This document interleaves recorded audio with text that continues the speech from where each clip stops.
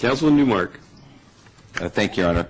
I'd like to echo the comments of Councilman Sutherland. I think the number one issue that I've heard constantly from residents is that there's too much traffic in Torrance.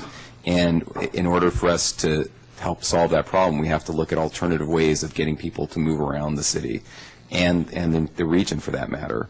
And I think that this is a plan. It's a multi-jurisdictional plan that, because of its strength, we will open the doors for funds to actually pave the way for cyclists to actually get out of the cars and onto the road on their bicycles.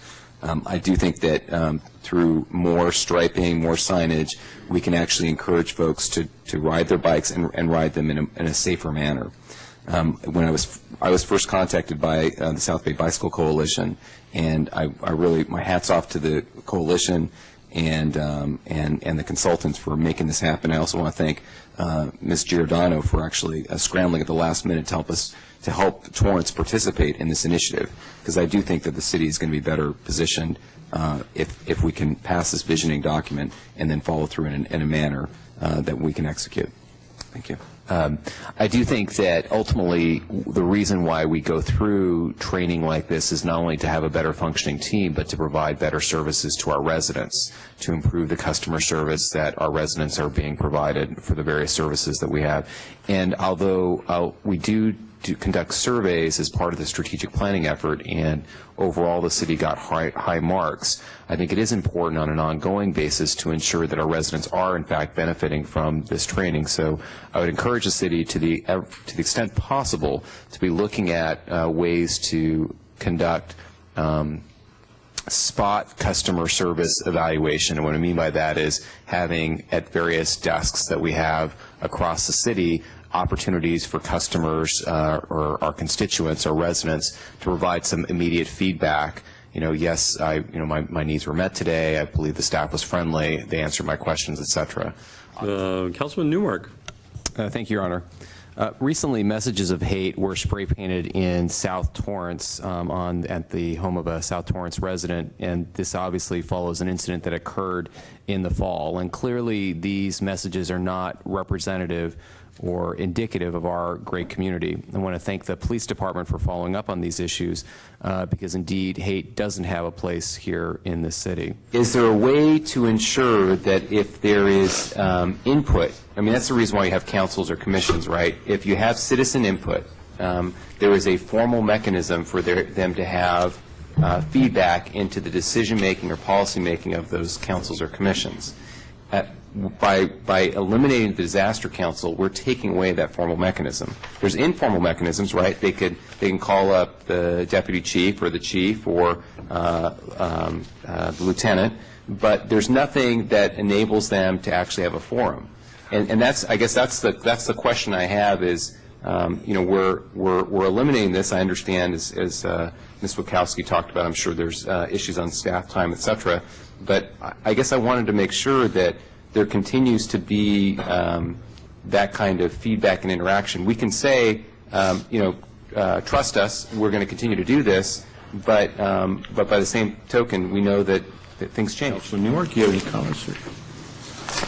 I think the item explains the issues that we're trying to move forward on. As all of you may recall, the strategic plan is, and especially the action plan of the strategic plan, is a very comprehensive document, and these particular measures to move forward on are those that were required to really take the next step in the areas of improving the overall environment overall, looking at revising some of the zoning areas which need some help, and also looking at the economic development program. So I don't know if Ms. Giordano has anything to add, but those were some of the highlights. I think that this item and this issue and some of this communications that I've received and that some of the comments that have been made tonight kind of reflects a point that I think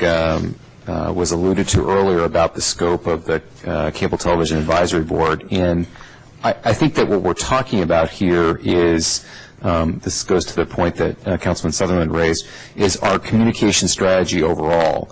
how are we communicating to the public writ large, and what are the most effective ways of doing so? And I think that there obviously is and I know that Mr. Smith has submitted a list of capital improvement projects in the budget, and this is one of those, and there are others. But I do believe that it would be really worthwhile having the public, whether it's a council committee or expanded scope for the Cable Television Advisory Board, to really review that strategy and what are the most effective means to communicate with the public. With respect to this, I certainly am in favor of segmenting out these items.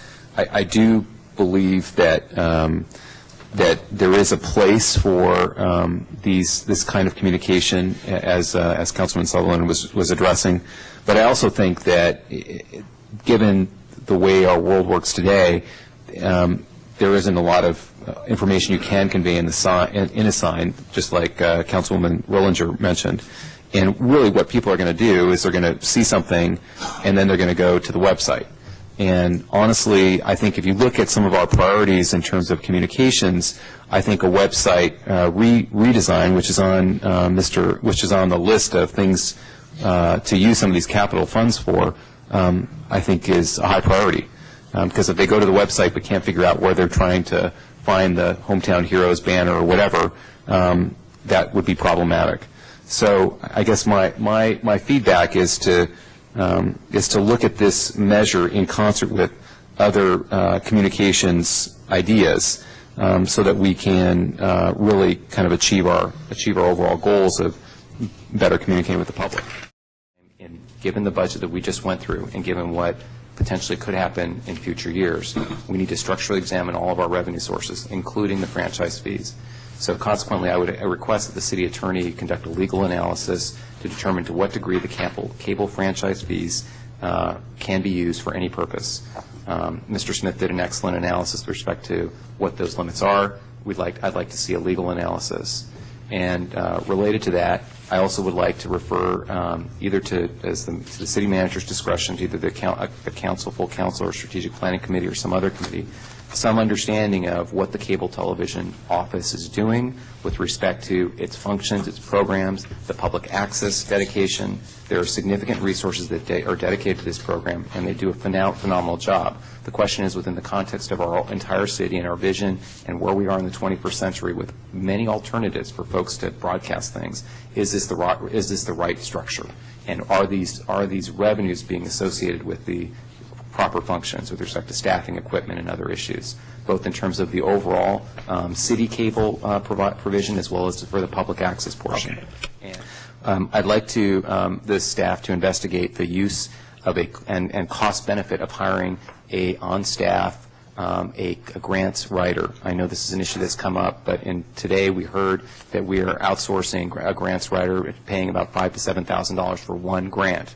My question is, to what degree, if we had a full-time grants writer on staff who could assist all the other departments in when they write their first drafts, the grants writer would polish and therefore make us more competitive for future ones. This is, again, a potential revenue source. This person would potentially be a revenue source for additional income that's out there.